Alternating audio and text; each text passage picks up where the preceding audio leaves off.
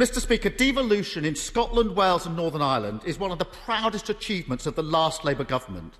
Until now, whatever our disagreements, there's been a very broad consensus about devolution. So why did the Prime Minister tell his MPs this week that Scottish devolution is, in his words, a disaster? Prime Minister.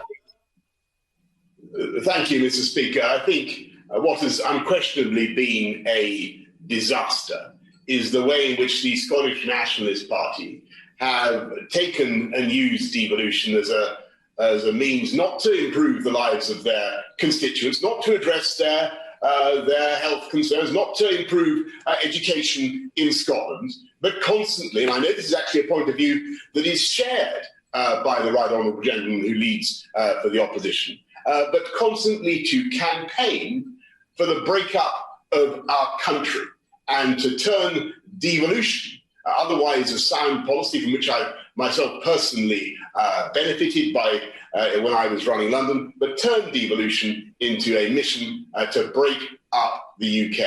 And that, in my view, would be a disaster. If he doesn't think that would be a disaster, then perhaps he could say so now. Could I just say it's the Scottish National Party, not the Nationalist Party. Otherwise, the phones will be ringing longer than... I'm so sorry.